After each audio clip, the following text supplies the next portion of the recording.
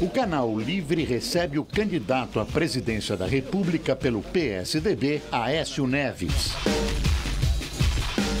Neto de importantes personagens da política como Tristão da Cunha e Tancredo Neves, iniciou a carreira pública como secretário de Tancredo, então governador de Minas Gerais. Cumpriu 4 mandatos seguidos como deputado federal entre 1986 e 2002. Em 89, filiou-se ao PSDB, onde foi líder do partido na Câmara. Aécio Neves foi eleito presidente da Câmara dos Deputados em 2001 e, no ano seguinte, se tornou governador de Minas Gerais no primeiro turno. Foi reeleito governador com 77% dos votos válidos. Em 2010, assume uma cadeira no Senado Federal. No ano passado, foi eleito presidente nacional do PSDB e agora, aos 54 anos, tenta seu voo mais alto na política, se tornar o novo chefe do governo. Nesta semana, o candidato do PSDB disse que não vai se licenciar do cargo de senador durante a campanha presidencial, mas dispensará o salário do legislativo. Afirmou que, se eleito, vai proibir a desapropriação de terras invadidas por um período de 2 anos. Também anunciou um superministério da Agricultura, que voltará a incorporar a pesca, e revelou que criará uma nova pasta, a da infraestrutura.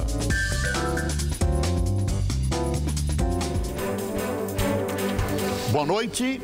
Para falar sobre a campanha presidencial e os rumos do país com o candidato do PSDB, Aécio Neves, estão comigo aqui na bancada os jornalistas Fernando Mitre, Ricardo Boechat e Fábio Panunzio.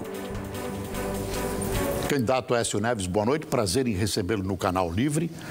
Nós gostaríamos de saber inicialmente sobre um assunto que tem sido pouco tratado, aliás, começou a ser tratado nesta semana, que é a segurança pública, que preocupa a população brasileira, vitimada cada vez mais pelo crescimento da criminalidade e da violência.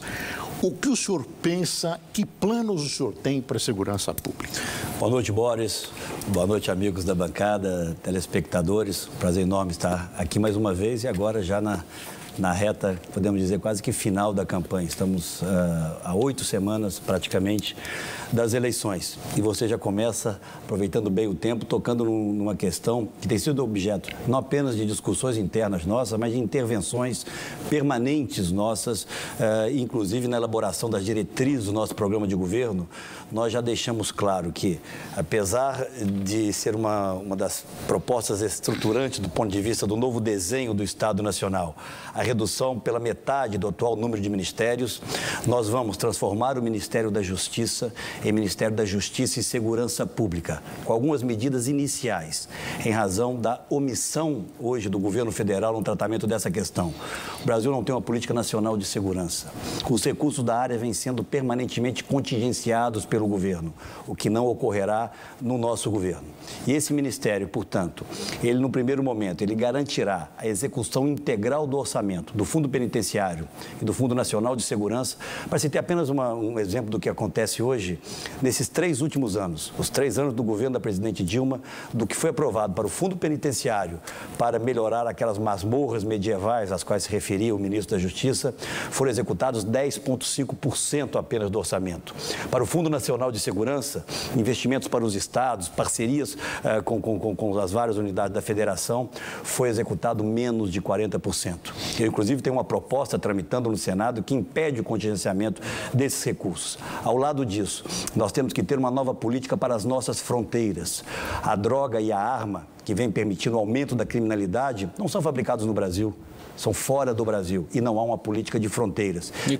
Temos que reequipar a Polícia Federal, ampliar o contingente da Polícia Federal. A Polícia Federal, Boechat, nesse ano de 2014, tem o menor orçamento desde 2008. Há um desprezo absoluto do governo federal na questão da segurança pública. Mas eu vou além. Nós temos que fazer uma rápida reforma, eu digo rápida, porque ela já está praticamente pronta no Congresso Nacional, do Código Penal e do Código de Processo Penal. O PT e a sua base, a sua aliança política, impede que isso avance. Nós temos que acabar com essa sensação de impunidade que hoje permeia todo o país. Portanto, o nosso governo, se vencermos as eleições, articulará uma política nacional de segurança em parceria com os estados na busca de investimentos, mas também de planejamento, de inteligência, de estratégia. Hoje nós estamos assistindo, nas menores cidades do Brasil, os índices de violência crescerem. Eu tenho andado pelo Brasil e tenho visto isso.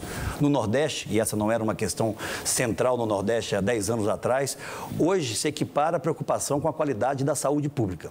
Podem ter certeza que aquilo que vem faltando hoje ao Brasil, autoridade e responsabilidade no trato da questão da segurança pública, deixará de existir quando assumimos o governo. Mas, governador, como é que isso vai chegar até as ruas, onde o medo predomina, até as casas, onde as famílias dormem apavoradas cada vez mais? A gente vê isso nas pesquisas. Na prática, o que significa isso? Tem um conjunto de ações. Recursos são fundamentais. Recursos e inteligência.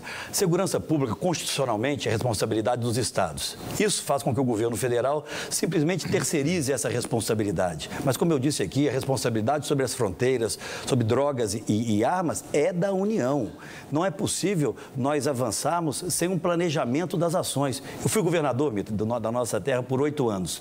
Aquilo que era devido ao Estado, pelo menos nós achávamos que era pela proporção da nossa participação no conjunto da população e até nos indicadores de criminalidade, não vinha porque no final do ano os recursos eram usados para fazer superávit. O governo estadual, qualquer que seja ele, independente de qual seja o partido político do governante, ele tem que saber no início do ano com quanto que ele vai contar mensalmente de participação do governo federal, para que ele possa planejar se vai aumentar o contingente, se vai botar mais polícia na rua. Não falta integração entre os governos estaduais e o federal? É isso que eu estou propondo, integração, mas ações pontuais. Nós temos hoje somatório de polícias militares e polícias civis de todos os estados, um contingente em torno de 550 mil homens no Brasil. Cerca de 20% a 25% desses homens não estão nas ruas, não estão nas atividades fins. É algo racional. Eu sou racional na administração pública. Eu acho que a minha característica, pelo menos a que eu busquei construir, é da gestão eficiente. É racional ter uma polícia civil e uma militar? É absolutamente. Hoje é o que é possível. Eu acho que nós temos que caminhar no futuro para uma integração e até mesmo, Boris, para uma polícia metropolitana qualificada que vai permitindo ao longo do tempo uma convergência. Mas eu quero... O senhor está falando em desmilitarização das polícias? Deixa eu tocar num ponto aqui central. 25% desse contingente não está nas atividades fins. É absolutamente razoável você, numa articulação onde o governo federal possa ajudar, fazer com que metade desse contingente, talvez 10% do total dos 550 mil homens, nós estamos falando de 55 mil novos homens, possam ir para as ruas, desde que você apoie que outros servidores possam fazer as atividades meios, se dedicar às atividades meios que existem hoje. Aí é a sua preocupação. Mais homens nas ruas, mas mais articulação entre as polícias, mais inteligência e mais atuação do governo central. As campanhas são sempre, de certa forma, a repetição de políticas de partido, de programas de partido, de propostas de partido. O PSDB, seu partido, governou o Brasil por muito tempo. A vulnerabilidade das fronteiras e a escalada das drogas e do armamento pesado nas cidades, nas favelas, nas comunidades, vem desde sempre.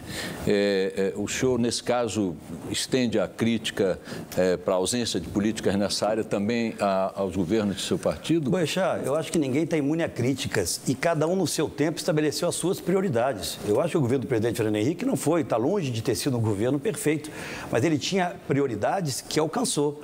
debelar a hiperinflação no Brasil, criar lei de responsabilidade fiscal, modernizar a nossa economia com as privatizações, estabilizar o sistema financeiro com o PROER, internacionalizar também essa economia. Eu não vou governar, Boechat, com os olhos no retrovisor. Mas é importante estabelecer essa coerência de discurso. Eu digo o seguinte, hoje é possível que nós tenhamos, hoje, no Brasil de hoje, existiriam muito mais recursos, no Brasil da estabilidade econômica, no Brasil do presidente Lula, onde havia um fluxo enorme de recursos chegando ao Brasil, certamente existiriam melhores condições para determinados investimentos do que houve naquele período anterior. Estou dizendo que também ele não tem responsabilidade, não. Mas eu acho que no macro ele avançou muito. Ele reconheceu que na área de segurança o governo dele não fez nada. Mas, olha, eu me lembro, vocês se lembrarão, num dos últimos debates, na última eleição presidencial, já estou chegando aqui em 2010, a então candidata a presidente da República dizia: vou cuidar das fronteiras, vou colocar para funcionar 14 VANTs, que são aqueles veículos aéreos não tripulados. Tem 2 funcionando mal hoje. Então, esse descompasso entre aquele que se compromete, o candidato, numa campanha eleitoral, com aquele que realiza quando eleito, é que gera essa desconfiança hoje, esse distanciamento das pessoas da atividade política. Olha, eu conheço bem a região da fronteira. A gente fez há pouco tempo uma série de matérias ali. Muito. E assim, é muito evidente que o Estado brasileiro abandonou esse problema para os governos estaduais. E essa é uma competência da União, está escrito lá na Constituição. Eu quero saber exatamente, porque existem propostas de solução. Por exemplo, o serviço de inteligência nas cidades, onde acontece a troca de dinheiro ou de carros roubados por drogas e por armas. Eu quero saber qual é a política do senhor para a fronteira. Como é que o senhor vai ocupar esse deserto de 17 mil quilômetros que existe no mapa do Brasil? Olha, eu vou falar algo aqui que talvez eu não tenha tido ainda a oportunidade de falar amplamente, por mais que seja objeto também de discussões internas que nós estamos fazendo. Ninguém vai ter a solução para nós, mágica do dia para a noite, ocupar as nossas fronteiras. Mas ampliar os efetivos da Polícia Federal, parcerias com os estados de fronteiras terrestres, envolvermos as Forças Armadas nesse esforço.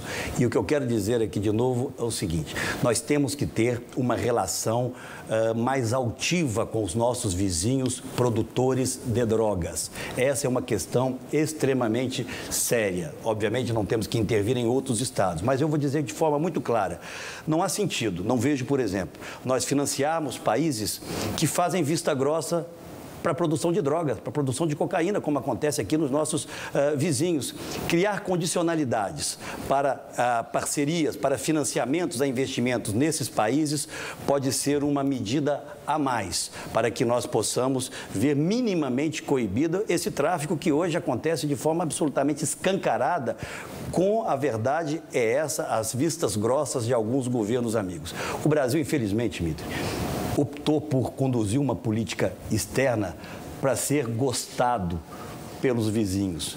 Eu quero estabelecer uma política para que sejamos respeitados pelos vizinhos e pelo restante do mundo. Nós temos que mudar esse viés da nossa política externa em relação, inclusive, aos nossos vizinhos. Apoiá-los é essencial. Faz bem ao Brasil, faz bem à nossa própria economia. O senhor me permite, então, mas é preciso que nós tenhamos uma relação nessa questão essencial que mata jovens no Brasil, mais do que todas as guerras do mundo anualmente. Juntas, é preciso que haja uma relação mais altiva no momento que o Brasil financia investimentos. O senhor parece estar fazendo uma crítica ideológica à política externa brasileira no continente, é isso. Eu faço. O senhor acha que a ideologia está movimentando a nossa política? Eu não tenho dúvidas em relação a isso. O Brasil fez uma opção por uma política externa ideológica. Isso nos levou, Mitre, a, durante 11 anos, consolidar apenas 3 acordos bilaterais com Egito, Palestina e Israel. Com todo o respeito a essas nações, não impacta absolutamente nada na nossa economia, nos mercados que nós precisávamos abrir. Enquanto isso, aqui ao nosso lado, a Aliança do Pacífico avança numa velocidade extraordinária. Olha, eu tive uma conversa há poucos dias atrás com o ministro Durão Barroso, da União Europeia. E falávamos, eu mostrava a minha preocupação, que era dele também, já deixa agora o cargo em novembro, do atraso nas relações, no acordo do Mercosul com a União Europeia. E detalhávamos o que isso significa. Porque eu aprendi uma coisa muito cedo na minha vida e na minha vida pública, dentro da minha própria casa, de que o ativo mais valioso na política é o tempo. Porque o tempo perdido ele não volta mais. Você pode ir na frente correr atrás do prejuízo, mas aquele tempo foi-se embora. Nós atrasamos vários anos nesse acordo com a União Europeia. Agora esse acordo é adiado para 2015. A União Europeia fez um grande entendimento interno e vocês sabem que lá existe também países extremamente protecionistas, sobretudo no agronegócio, no campo, como a França, por exemplo, mas outros também, a França talvez seja o maior deles, mas conseguiram fazer uma negociação onde abriu-se uma cota para importação de produtos oriundos do agronegócio. O Brasil poderia quase que dobrar as suas exportações para a União Europeia. Isso estava aguardando nos últimos 2 anos o entendimento com o Mercosul. Ele não veio. A União Europeia avançou no entendimento com o Canadá, está agora com entendimentos também caminhando e rapidamente com os Estados Unidos. Essa cota não existe mais para o Brasil e não vai existir no futuro tão próximo. Então, o viés ideológico, as amarras ideológicas da nossa política externa tira mercado para quem produz no Brasil e ajuda a fazer com que nós sejamos hoje o país da América do Sul que menos cresce em todos esses últimos 2 anos. O presidente do Paraguai é o maior fabricante de cigarros, esses que acabam sendo contrabandeados para o Brasil. Eu quero saber como é que vai ser a conversa especificamente com ele e com o Evo Morales, que é o líder cocaleiro, que ampliou muitas vezes a área de produção de coca, fazendo com que tivesse essa enxurrada de crack aqui invadindo os mercados do Brasil. Vanusa, tem que ser uma conversa altiva, responsável, não é de animosidade com o vizinho, não. Mas o que é isso, meu caro presidenciável? Você vai chegar lá e dizer, ó, se não fizer isso, meu caro companheiro paraguaio ou boliviano, nós vamos rever determinadas parcerias, é assim que funciona. Vou romper o pacto de Itaipu binacional. Não sei se necessariamente isso, porque nós precisamos dessa energia. Mas nós podemos... Ele dirá isso. O BNDES financia... Supondo que o senhor constranja no financiamento, ele vai dizer, olha, mas eu sou seu parceiro em Itaipu. Negociação. Se você não faz nada, se você aceita que eles conduzam a sua economia como querem e o Brasil pague o preço das mortes de 56 mil jovens, como aconteceu no ano passado, e 70%, 80% disso em razão das drogas e do crack, agora em especial, essa epidemia avassaladora que tomou conta do Brasil, é uma opção, é a opção do atual governo, fazer vista grossa. Vamos negociar. Existem inúmeros entendimentos entre nós em várias áreas que interessa a eles que sejam mantidos. Não é possível que façam vista grossa como fazem hoje. O Brasil... hoje é um grande exportador de cocaína para outras partes do mundo sem produzi-la aqui. Não é possível. É fácil? Não é. Mas o que eu pretendo fazer é estabelecer uma nova relação com esses governos. Eles só terão contrapartidas nossas em projetos do seu interesse se também agirem nos dando reciprocidade em questões do nosso interesse. E é do nosso interesse que, se não pudermos acabar com ele, que diminua de forma radical o tráfico de drogas e de armas nas nossas fronteiras. Governador, nós falamos aqui de segurança, que é um dos problemas que aflige a população. Um dos maiores deles. Um dos maiores, entre saúde e inflação agora, e eu queria falar da inflação. A inflação está aí. Virou um tremendo problema no dia a dia das pessoas, isso fica claro nas pesquisas, e até agora nós não ouvimos dos candidatos propostas precisas sobre como combater a inflação. E eu vou perguntar ao senhor, que medidas objetivas o senhor tomaria? Primeiro, para segurar a inflação e permitir que o país cresça, que é o outro problema. Eu adoro pegar carona nas perguntas do MIT, sabe, Oécio? E é o seguinte, saiu ontem o índice de inflação de junho, o menor desde 2010. Ou seja, há 4 anos não tínhamos um mês com uma inflação tão baixa, praticamente igual a 0,01. Isso não revela nenhuma taxa de sucesso nesse campo para o governo, ao contrário do que as pesquisas parecem estar indicando, enfim? Não acredito, Boixá. E os analistas, né, os especialistas nesse tema, certamente também não acreditam, porque as projeções para a inflação futura são de estouro do teto da meta. Aliás, nós já estamos acima do teto da meta há muito tempo. Todos os analistas analisaram este número de ontem, Dmitry, reconhecendo que tinham projetado expectativas bem maiores. Tá, eu prefiro ficar na análise de médio e curto prazo. Por mais que eu, como quero ser presidente da República, estou me preparando para isso, espero pegar um cenário menos dramático do que esse. Pois é, agora esse número não atenua a minha pergunta. Eu quero saber que medidas precisas o senhor tende a tomar, porque até agora os candidatos não foram claros. Vamos lá. Não. Eu vou lhe responder da melhor forma possível, voltando rapidamente no tempo. Após o início da segunda metade do mandato do presidente Lula, Lula, ainda não no mandato da presidente Dilma, começou a haver uma flexibilização clara daqueles pilares principais que nos trouxeram até aqui da macroeconomia. Meta de inflação, superávit primário e câmbio flutuante. Começou a haver uma flexibilização e aceitou-se que a inflação pudesse conviver ali no teto da meta.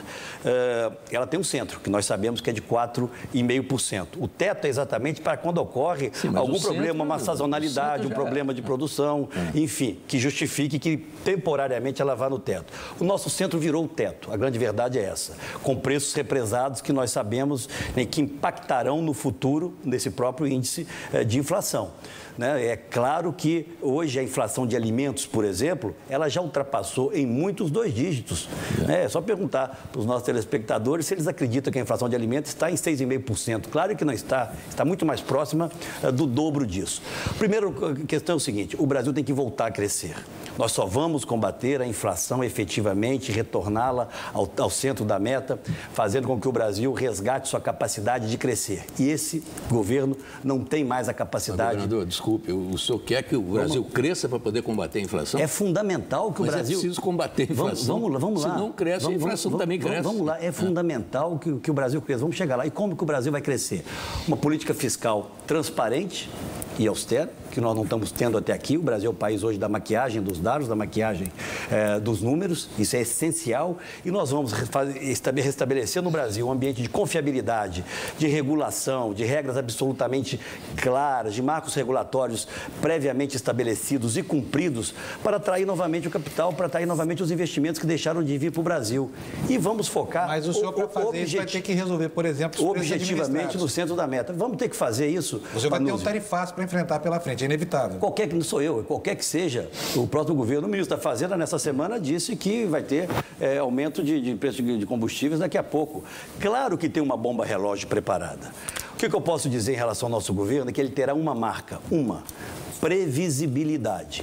Eu hoje não conheço em profundidade os números do governo, até porque acho que nem o próprio governo os conhece. Então, o que é preciso que fique claro é que esses preços não ficarão represados permanentemente. Você sabe que a economia se move, Panúzio, por expectativas e a inflação também.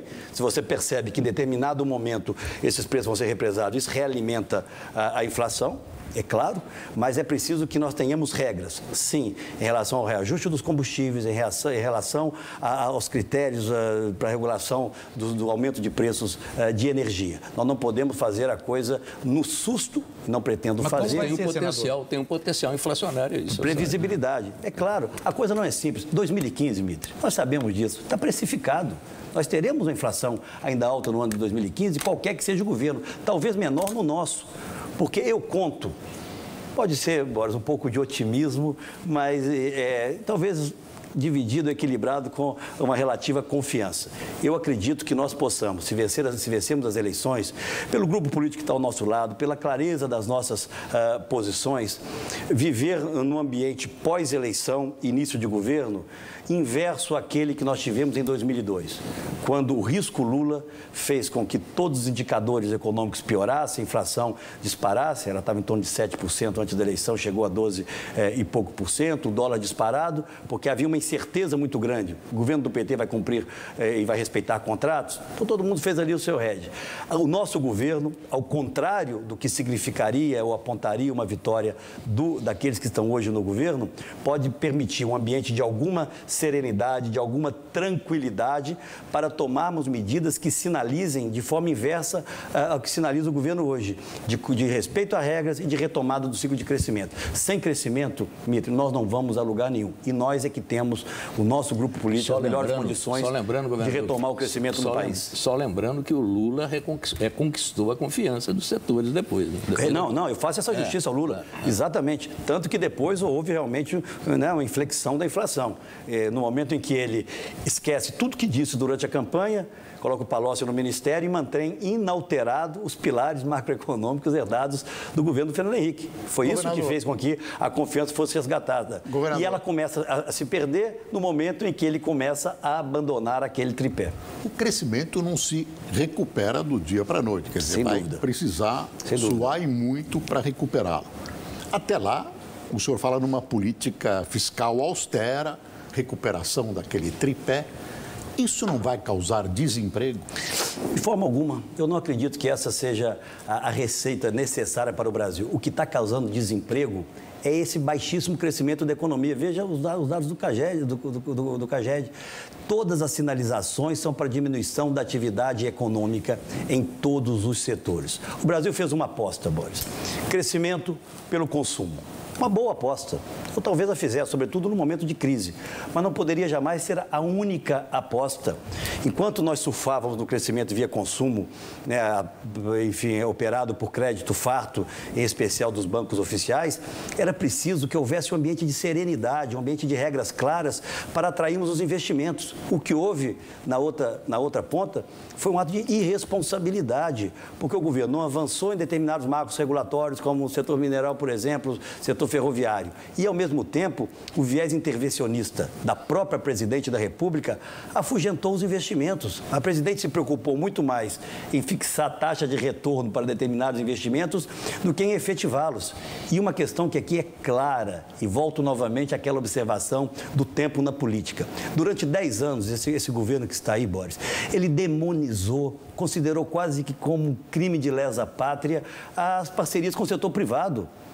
Durante 10 anos, nós não tivemos avanços na nossa infraestrutura por um viés ideológico do atual governo, que no final, vendo que a atividade econômica diminuía, os gargalos de infraestrutura cresciam, se curva à necessidade de fazer concessões, de fazer parcerias, mas com um atraso enorme e ainda de forma pouco planejada, improvisada em alguns setores. Então, esse tempo que o PT perdeu, a própria presidente da República disse há um tempo atrás, numa visita que fez a transposição de São Francisco, que eles não eram muito experientes e, por isso, uma obra orçada em 3,5 bilhões, anunciada para ser inaugurada no ano de 2010, e já está custando cerca de 7,5 a 8 bilhões de reais e ninguém sabe quando vai ser inaugurada. Esse aprendizado, reconhecido pela presidente da República, tem custado muito caro ao Brasil. Eu vou fazer uma provocação aqui para o senhor para ver como é que o senhor reage. O mérito da condução da política econômica pode ser traduzido pela nomeação de um tucano para tomar conta da macroeconomia petista. O senhor colocaria um petista para tomar conta da política social tucana?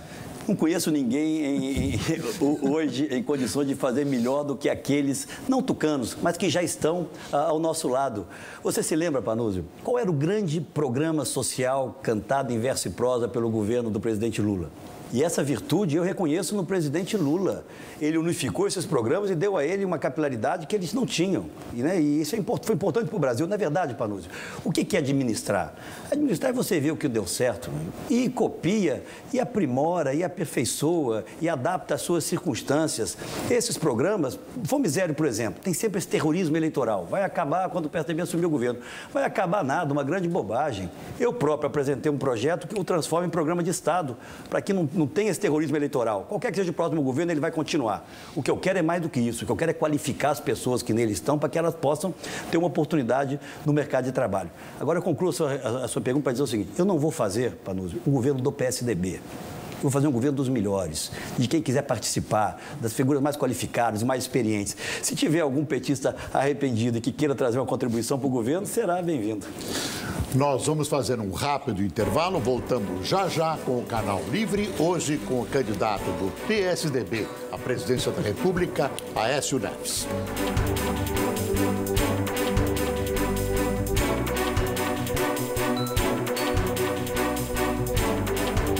E voltamos com o Canal Livre, que esta noite recebe o senador e candidato à presidência da República pelo PSDB, Aécio Neves. Vou deixar com a palavra.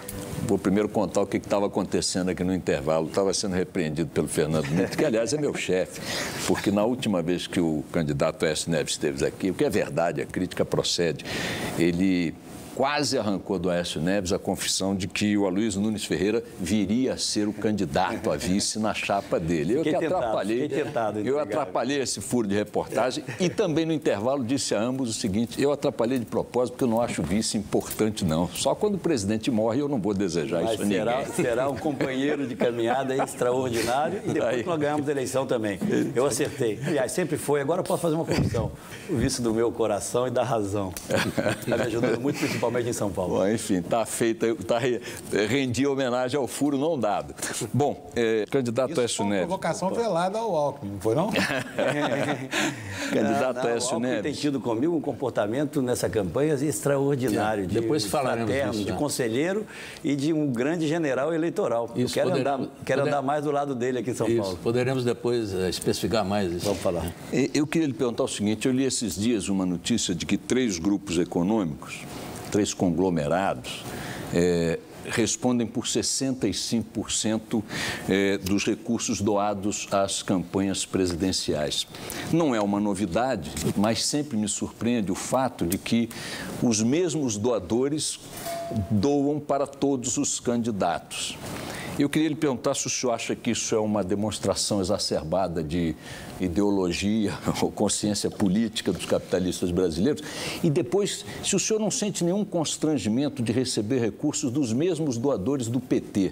Aliás, essa pergunta serve para todos os candidatos. Bechá, vamos relativizar isso. Nós temos hoje um sistema eleitoral que permite a doação de empresas. Nós da oposição, você imagina, enfrentar a máquina do governo, utilizada sem qualquer limite. Você vê a candidata presidente voando de helicóptero da FAB, indo a não sei aonde, lá nas fronteiras do Brasil, para fazer imagens eleitorais. Dizem que o PT depois faz um ressarcimento ali, deve fazer, né, alguma coisa, mas é do jogo. Agora, eu relativizo pelo seguinte, esses dados podem até pegar alguém desavisado no primeiro dia.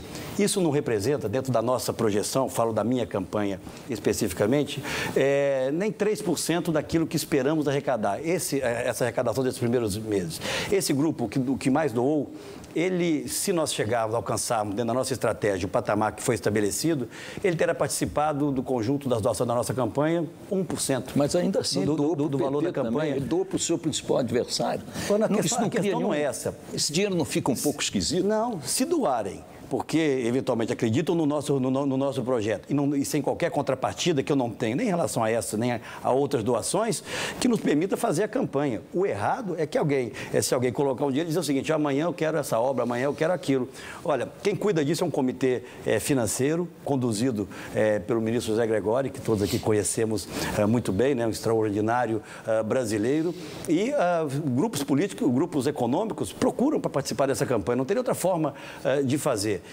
Eu prefiro que essas coisas sejam como são, Bechá, por dentro ali, tudo certo, e depois que tudo certo, registrado, e depois que vocês próprios, jornalistas, essa é uma das funções de vocês, acompanhem se esse ou aquele grupo está tendo um privilégio em razão da doação eleitoral. Garanto que isso não vai acontecer. E no conjunto da doação, esses valores anunciados agora representarão muito pouco.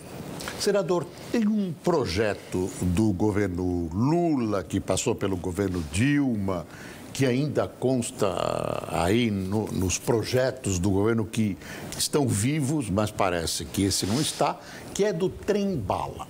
O senhor pretende construir o trem-bala ligando Campinas, São Paulo e Rio?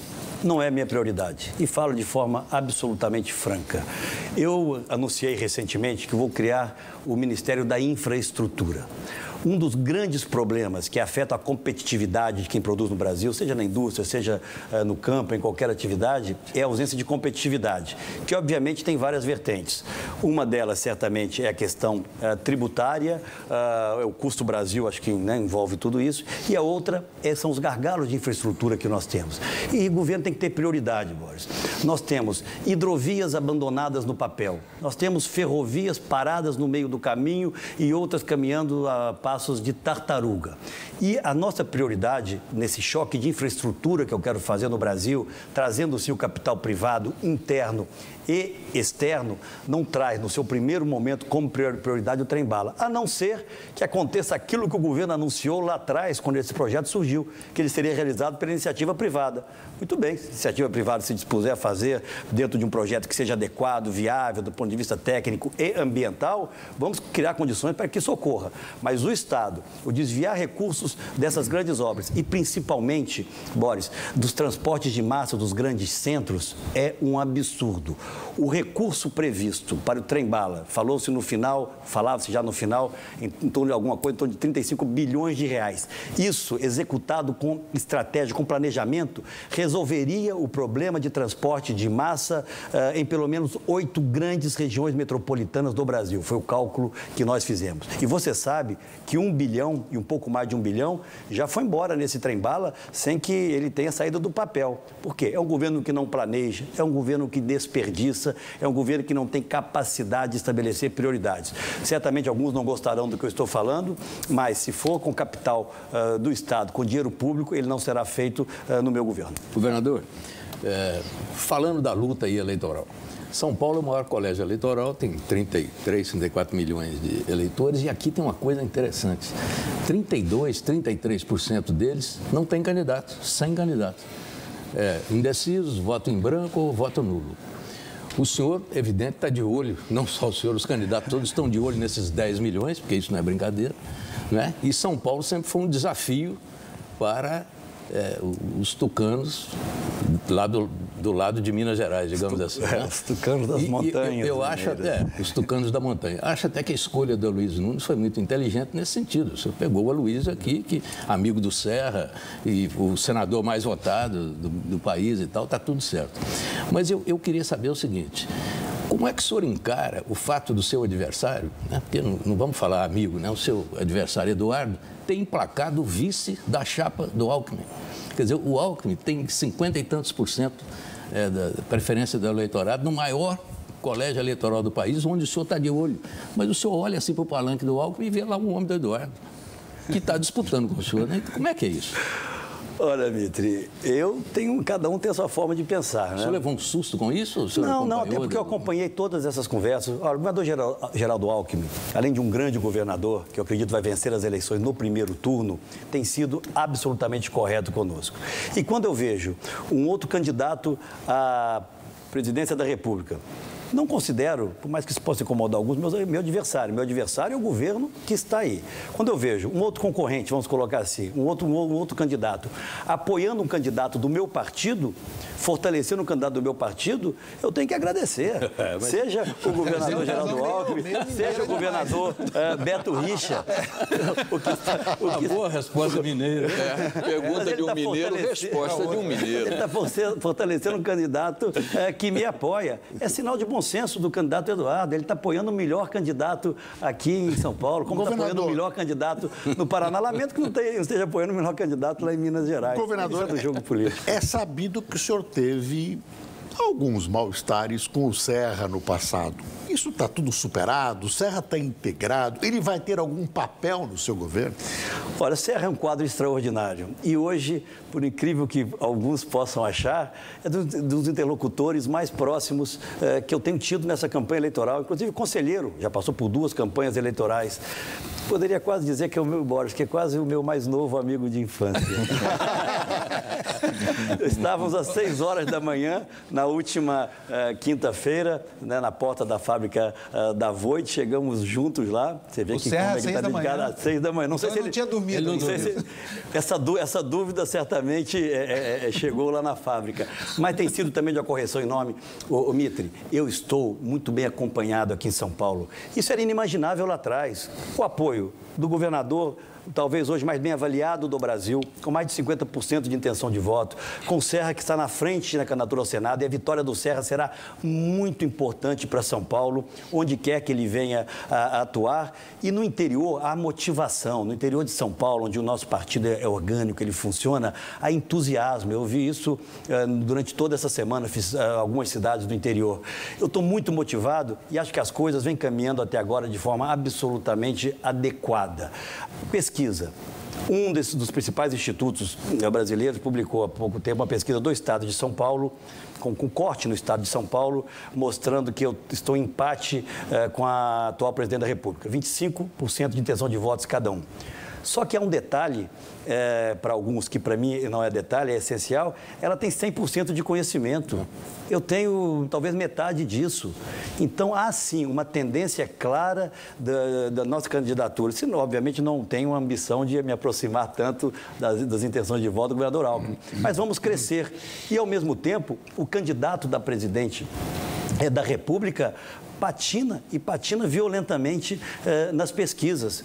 E o que eu vejo é que outros pretensos aliados não têm feito muita questão de aparecer ao lado da presidente da República. Essa é que é a realidade. Eu vou repetir uma palavra aqui de um aliado nosso nessa campanha, foi até publicado essa semana, que eu acho que retrata um pouco a verdade e, de alguma forma, sinaliza para o ambiente político que nós estamos vendo no Brasil. E ele disse recentemente que o voto do atual presidente da República você não encontra em fartura por aí. É o que ocorreu tempos atrás, em alguns momentos, com o voto do Maluf. Quem vota não tem coragem de dizer que está votando. Governador, essas pesquisas insistem ali num item que na minha opinião, é muito importante, talvez seja o mais importante de todo esse cenário que está aí, que é o número dos eleitores que querem mudança. 70%, 2/3. É isso. Na última pesquisa, Ibope 69%, no Datafolha 71%, é por aí. 2/3 querem mudança e querem mudança de rumo de governo. No entanto, grande parte desses 2/3 votam na presidente Dilma. E o que alimenta o horizonte da campanha da Dilma de colocar o slogan mudanças com Dilma. Eu pergunto, com esse pesqueiro todo aí à disposição, os candidatos da oposição não estão sabendo comunicar com esse povo. Dimitri, o senhor vai dizer, não, mas não começou o horário eleitoral ainda e tal. Acredite nisso, as pesquisas mostram isso de forma muito clara. Uma parcela expressiva da população brasileira só se conecta com a eleição com programas como esse, né, na TV aberta, que estão tendo aqui a oportunidade de fazer, e no momento do início do horário eleitoral.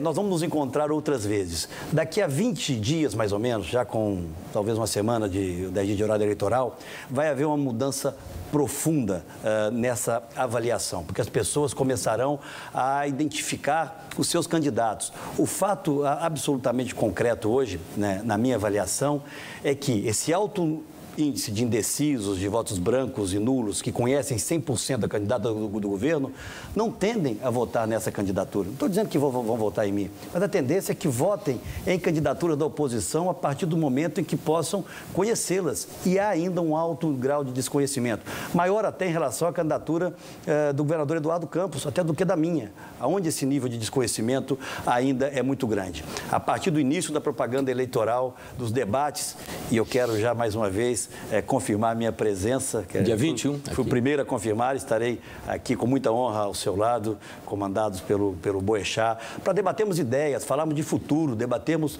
propostas. É isso que eu quero fazer. Eu não farei uma campanha ofensiva, eu quero fazer uma campanha dizendo, olha, este ciclo que está aí, e eu acredito, Boris, firmemente nisso, olha, do fundo da minha alma, de que para o Brasil, não para o PSDB ou para os nossos aliados, para o Brasil, é importante que esse ciclo se encerre. Eles perderam a capacidade de avançar, a capacidade de estabelecer um clima de confiança para que o Brasil cresça, e nós vamos iniciar um ciclo novo a partir do ano que vem. E tenho certeza que nos debates vai ficar muito clara a diferença das nossas visões e que o Brasil precisa rapidamente avançar numa outra direção. Pense em repensar as Forças Armadas no caminho de uma modernização, porque elas estão vivendo um momento difícil, um momento... eu não diria que elas estão totalmente desatualizadas, mas elas estão realmente fora dos padrões das Forças Armadas do restante do mundo. Boris, Forças Armadas fortalecidas e modernizadas são essenciais a qualquer país, à sua soberania, mas também ao seu desenvolvimento econômico e até mesmo social, porque elas têm um papel também importante nessa questão. A sua profissionalização é que deve ser buscada a todo o tempo. Tem tido interlocução com membros das Forças Armadas, ouvido as suas preocupações. Houve algo muito positivo que nós devemos aqui registrar. O que é a profissionalização no seu conceito? No momento, qualificação cada vez maior dos homens das Forças Armadas, clareza nas suas vocações, seja em relação ao controle das nossas fronteiras, por exemplo, que eu acho que é uma determinada atividade. Nós temos hoje áreas dedicadas à engenharia extremamente qualificada dentro das Forças Armadas, e eu acredito que as Forças Armadas deram um exemplo ao Brasil de compromisso com a democracia, no momento em que foi concebido, ainda no governo do presidente Fernando Henrique, o Ministério da Defesa, há algo irreversível. Ali é uma sinalização absolutamente clara da vocação profissional das nossas Forças Armadas, Exército, Aeronáutica e Marinha. Valorizá-las, fazemos um planejamento de investimentos é essencial. Eu não tenho hoje, Boris, você me conhece, eu não vou aqui criar qualquer ilusão além dos números que eu conheço. Eu não tenho hoje as informações absolutas em relação ao orçamento e aos dados que vêm sendo executados pelo governo. Na verdade, o orçamento ao longo dos últimos anos vem sendo, e não é dentro do governo do PT, eu faço aqui até esse registro, uma grande peça de ficção. O que nós precisamos é estabelecer quais são as prioridades das Forças Armadas, seja em relação a reequipamentos, seja em relação às suas eventuais vocações e a investimentos, como recentemente foi definido com a compra dos caças suecos, estabelecer garantias orçamentárias para essas prioridades. E no meu governo, as Forças Armadas terão uma atenção muito especial. Senador, eu queria voltar para o tema da campanha que o Mitre começou, porque é o seguinte, na internet o pau está quebrando lá, quer dizer, já começou todo mundo estruturando núcleos de defesa jurídica para atuar ali, houve violação de perfis de jornal, enfim, uma baixaria que já se esperava. Eu quero saber do senhor como é que está a inserção do senhor na internet. O que o senhor pretende nesse ambiente sujo e parece que é um ambiente sem regras, completamente sem regras. Como é que vai ser a campanha? E, infelizmente, Panoso, grande parte dele financiado com dinheiro público. Digo isso aqui de forma absolutamente clara. O que nós estamos assistindo no Brasil, não sou eu que estou dizendo aqui porque fui atingido. Ninguém é mais vítima desse jogo rasteiro e sujo do que eu, por uma razão. E eu aqui reconheço isso. Eu sou o adversário que vai derrotar o PT. Eles têm medo de mim. Então, essa tentativa de desconstrução, ela é permanente e ela não é de hoje. Já foram identificados funcionários da prefeitura do PT, funcionários da Eletrobras, com perfis falsos e me fazendo todo tipo de acusações. Felizmente, há uma percepção nossa hoje, até porque nós analisamos esses dados, de que essas informações caluniosas, absurdas, elas circulam muito entre eles próprios. Mas agora, a falta de controle do governo, digo, de exemplo do governo, de firmeza da presidente da República, está levando aqui dentro do Palácio do Planalto, as pessoas se achem no direito de intervir e modificar perfis agora de jornalistas. Meus já fazem há muito tempo. Eu temo pelo viés autoritário desse governo que está aí. Isso tem que ter a nossa repulsa e tem que ter a ação das autoridades para identificar os responsáveis por esse crime. Porque esse é crime, Panoso. Eu me lembro que na última vez que eu estive aqui, nós estivemos aqui conversando, eu tinha buscado na Justiça, você falou que da judicialização, do Google, defesa da minha integridade pessoal. Eu disse a você, eu tenho família, eu tenho filhos, agora 3 filhos. Né? Eu quero que a minha honra seja respeitada. Aí eu fui acusado, censurando a internet. Censurando nada. O crime, ele é crime fora, Boris, ele é crime dentro da internet. Se alguém disser lá que eu roubei, que eu assaltei uma empresa pública, que eu roubei um banco, que eu não roubei, e usa instrumentos ilícitos, ilegais, para disseminar isso, eu vou à justiça sim. Isso não tem nada a ver com censura. Infelizmente, a internet do mal está aí. O que eu vou fazer, respondo a tua pergunta, é a internet do bem. A nossa internet é propositiva. E por isso, na última semana, eu fiquei muito feliz de ter sido o candidato disparado com o maior número de menções positivas na rede. A presidente Dilma Rousseff assumiu um compromisso, inclusive numa entrevista aqui à Bandeirantes, 2 dias depois de ganhar a eleição, assegurando que não haveria nenhum tipo de molestamento à liberdade de imprensa. Ela vem cumprindo rigorosamente o que ela prometeu, a gente tem que reconhecer. Embora tenha pressões dentro do PT para, enfim, adotar mecanismos de controle da mídia, essa coisa toda. Como é que você vai tratar esse assunto no seu governo? Olha, controle social da mídia, para mim, é um eufemismo para censura. Eu sou da geração dos filhos da democracia. No meu governo, haverá, em primeiro lugar, respeito absoluto à liberdade de imprensa, à independência entre os poderes, e eu me preocupo, sim, com a tentativa de aparelhamento de outras instituições, como nós temos assistido aí hoje. O meu governo é o governo da democracia, será o governo, Panúzio, do resgate de valores, será o governo da eficiência, do governo que quer ver esse Brasil avançar. E é por isso que eu estou cada vez mais confiante na nossa capacidade de vitória. E a nossa vitória não vai ser boa para o PSDB ou para mim, vai ser boa para o Brasil. Só para a gente citar, os 2 jornalistas cuja notícia saiu em todos os jornais tiveram os perfis adulterados com gente que manipulou a internet de dentro do Palácio do Planalto, são nossos companheiros Miriam Leitão e Carlos Alberto Sardenberg, ambos das organizações Globo, aqui a nossa solidariedade a ambos. E também, antes que os espectadores corretamente me cobrem, e o Mitre me cobrou aqui também, corretamente, as 3 empresas a que eu me referi, os 3 grupos econômicos que mais doaram para as campanhas presidenciais, respondem só esses 3 por 65% do dinheiro dado a todos os candidatos à presidência da República, são JBS, da área de alimentos, a OAS, empreiteira, e a Ambev. Repito, todos eles, líderes nas doações, doaram para todos os candidatos, que mostra uma consciência ideológica que me surpreende cada vez mais. Candidato, eu queria saber o seguinte, eu tive a oportunidade de mediar essa semana em Belém um debate entre pessoas da área da saúde, hospitais, planos de saúde, gente do setor público e tudo mais. E os empresários dessa área, refletindo um discurso, ou repetindo um discurso que eu ouvi em outras ocasiões de outros grupos, reclamam que a ocorrência de eleições a cada 2 anos é uma das muitas aberrações que eles entendem necessário modificar numa reforma política. Eu queria saber, primeiro, se o senhor acha que faz sentido termos eleições a cada 2 anos e depois, rapidamente, o que o senhor diria, o que tem que mudar numa reforma política no Brasil? Vou responder de forma muito objetiva, como você me cobra sempre e gosta. Eu pretendo encaminhar nos primeiros dias do nosso governo, se vencer as eleições, uma reforma política em 3 aspectos, que, a meu ver, são essenciais para resgatarmos a capacidade até da negociação política ser feita de forma adequada. Hoje são mais de 20 partidos no Congresso Nacional, o que torna absolutamente inviável negociações em torno de temas relevantes, porque elas passam a ser quase que individuais, né? E vamos ter, se as coisas continuarem como estão, mais de 30 partidos funcionando no Congresso. Se eu vencer as eleições, isso não vai acontecer. Eu defendo, em primeiro lugar, o resgate, mesmo que com a carência de 1 ou até de 2 eleições se for necessário, da cláusula de desempenho. Os partidos podem se formar. Você pode ter o registro do partido se você conseguir o número de assinaturas necessários em determinados estados.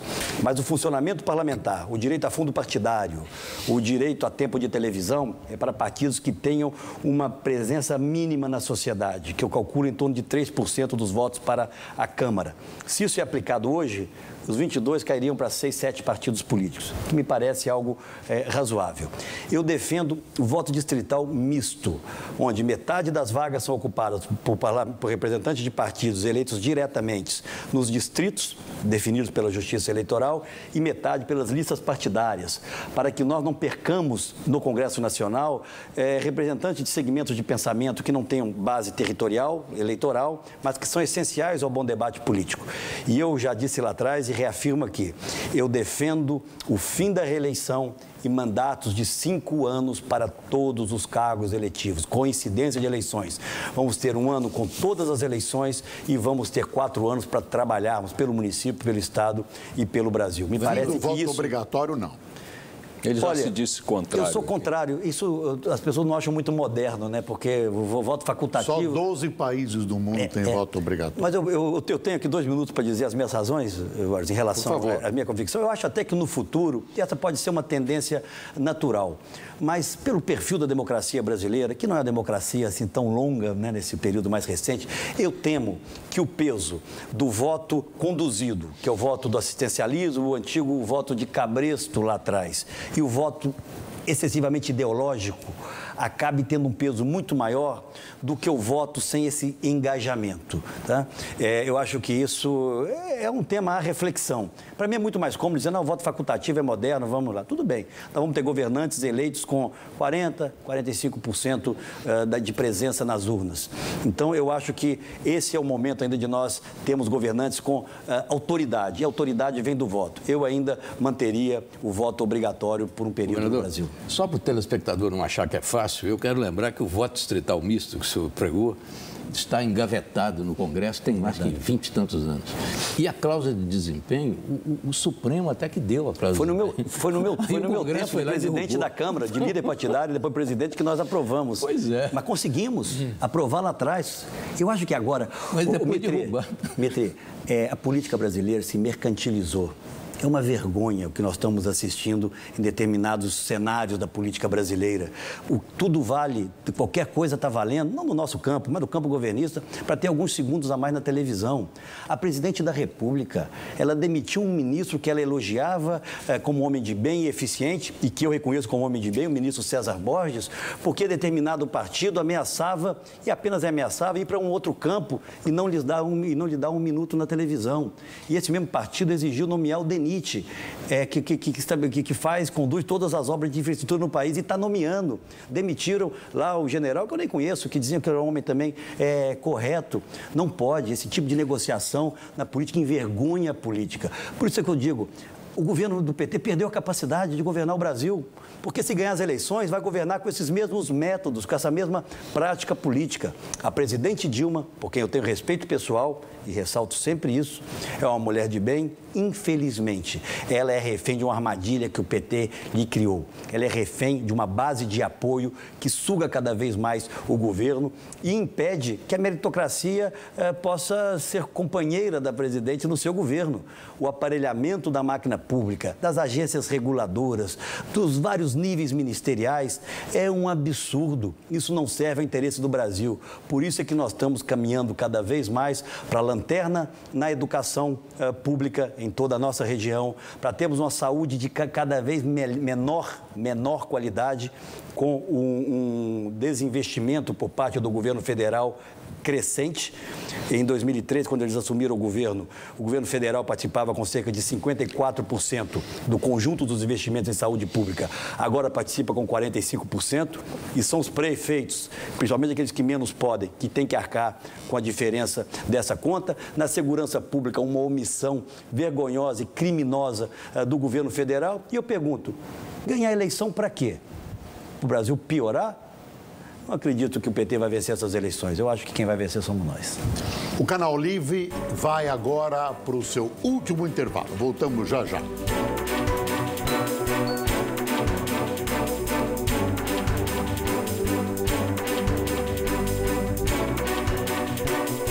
E estamos de volta com o último bloco do Canal Livre, com o candidato à presidência da República pelo PSDB, Aécio Neves. Fábio Panunzio. Senador, o senhor criticou bastante a cultura política que, enfim, parece ter recrudescido maus hábitos nos últimos tempos. Mas no governo Fernando Henrique já havia uma reclamação, ele chamava de ética da responsabilidade. Eu quero saber como é que o senhor vai conter o ímpeto da roubalheira no Congresso, do constrangimento, da chantagem, que é o que acontece hoje lá. O Panunzio, eu estou no Congresso e eu reconheço, e vou repetir um termo que já foi usado aqui, houve uma certa mercantilização nas relações políticas. E no momento em que o presidente da República cede a um, cede a mil. O que eu quero, e acho que a minha história política demonstra isso, fiz isso em Minas Gerais, é estabelecer um novo nível de relação política. Em Minas, nós fizemos um governo meritocrático. Não foi à toa que nós temos hoje a melhor educação fundamental do Brasil, a melhor saúde da região sudeste e o maior conjunto de parcerias público-privadas de todo o Brasil. A classe política, não é porque uma indicação é da classe política, ela só por isso já deve ser queimada ou evitada. Não, mas essa não pode ser a regra. O parlamentar, ele não foi eleito para estar indicando gente no executivo, mas o parlamentar que apoia o governo deve compartilhar dos êxitos do governo. O que eu quero é construir uma base parlamentar a partir de uma reforma política, e eu acho que nós podemos fortalecer alguns partidos políticos em torno de um projeto de país. E um governo que avance bem avaliado é um governo que tem sustentação política. Só estou nisso, Vanusa, porque eu acredito que nós podemos ter uma nova relação política no Brasil. Senão, eu não sairia da minha zona de conforto para estar buscando o Brasil afora esse mandato presidencial. Só para não esquecer, entretanto, que o senhor era senador à época no governo Fernando Henrique, que se aprovou a reeleição contra a qual o senhor hoje se manifesta, e foi um carnaval do que o senhor chama como de relações do quê? Eu não acho, olha, Boechat, essa questão da reeleição, outro dia eu vi alguns ataques, compra de votos na reeleição. Eu era deputado, não tinha idade ainda para ser senador. Né? Eu não vi isso acontecer no Congresso. Agora, não vamos esquecer que existia reeleição para prefeitos, para governadores. Se alguém no seu estado quis, enfim, dar um agrado para alguém, isso não foi a regra naquelas negociações. Mas um dos problemas ali foi que o Fernando Henrique gastou um potencial que ele tinha no Congresso com aquele troço de reeleição, poderia ter feito grandes reformas ali, né? Isso só entre parênteses. Mas a minha pergunta é o seguinte: seguinte: o senhor diz que, se eleito no início do seu governo, além do projeto de reforma política, que o senhor disse aqui, o senhor vai mandar também um projeto de simplificação dos tributos. Eu não sei se isso significa a sua reforma tributária ou se é um primeiro passo para a reforma tributária. E o senhor emenda aí a ideia de redução de impostos. Eu aí, sinceramente, eu vejo com incredulidade isso. E a minha pergunta é: o senhor vê possibilidade do governo da União assistir um processo de votação no Congresso que signifique a redução da arrecadação? Vamos lá, Mitre, por partes. Em primeiro lugar, eu acredito na capacidade de um governo recém-eleito, com seu capital político intacto, de fazer as reformas necessárias. Eu digo sempre que o êxito do nosso governo em Minas, se você se lembra disso, saímos, né, com uma aprovação altíssima, se deu pelo que eu fiz na primeira semana, não foi nem no primeiro mês. Eu acho que é possível, sim, nós apresentarmos nos primeiros dias uma proposta de simplificação do sistema tributário,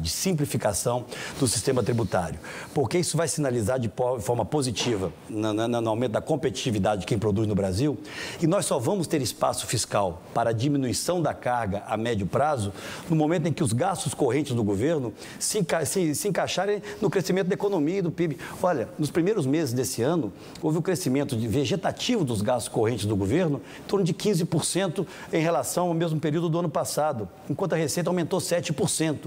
Racionalizar os gastos públicos é essencial. Só aí é que nós vamos ter espaço aí para buscar uma redução horizontal e não setorial da carga tributária. Aquela pergunta que eu queria lhe fazer é o seguinte: temos 40 dias de campanha hoje para responder rapidinho. Se arrepende de alguma bobagem que tenha dito, de algo que não tenha feito? Devo ter dito várias, já. Eu sou um ser humano, eu não sou um cara perfeito, mas eu estou tão determinado hoje. Eu tive muitas dúvidas, Bechá, você me conhece há muitos anos. Eu tive dúvidas, será que valia a pena enfrentar esse governo com as armas que eles usam, sem qualquer limite? Posso dizer o seguinte: hoje eu estou determinado. Por onde eu ando pelo Brasil, eu percebo que... Mitre, uma homenagem às nossas alterosas aqui. Se Minas sempre foi o centro, o equilíbrio do Brasil ao longo da história, eu acho que, de alguma forma, Minas é hoje também esperança. Esperança de um governo diferente. Eu sei que o tempo está acabando, mas não podemos encerrar o programa sem perguntar para o senhor. E o aeroporto de Cláudio? Olha, o aeroporto de Cláudio é uma obra necessária na região, feita como inúmeras outras. São 92 aeroportos que tem em Minas Gerais, quase um para cada 10 municípios. Uma obra pública fiscalizada pelo Ministério Público que vai ajudar muito a desenvolver a região. E se teve alguém prejudicado ali, foi um parente meu que até hoje não recebeu nada na Justiça, porque o Estado não permitiu que ele recebesse o valor que ele buscava. Governador Aécio Neves, infelizmente o nosso tempo terminou e o senhor tem agora 1 minuto para as suas considerações finais. Obrigado, Boris, Panúzio, Mitre, Boechat.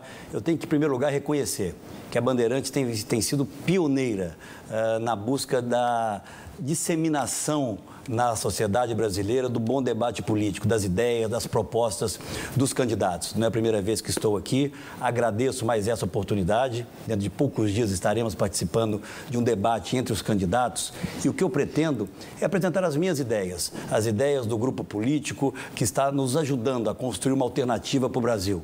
O Brasil não merece continuar sendo governado desta forma e tendo esses resultados econômicos e sociais que estamos tendo. A minha obrigação e a minha responsabilidade é liderar o início de um novo ciclo, onde a decência e a eficiência possam caminhar juntas. E eu estou preparado para esse enorme desafio. Eu quero reconciliar os brasileiros com desenvolvimento e, mais do que isso, na confiança em relação aos seus representantes. Estou extremamente determinado a construir uma belíssima página na história do Brasil. Nós agradecemos a presença de Aécio Neves, candidato à presidência da República pelo PSDB, e dos jornalistas Fernando Mitre, Ricardo Boechat e Fábio Panúzio. Muito obrigado por sua atenção. A gente se vê no próximo domingo com mais um Canal Livre. Até lá.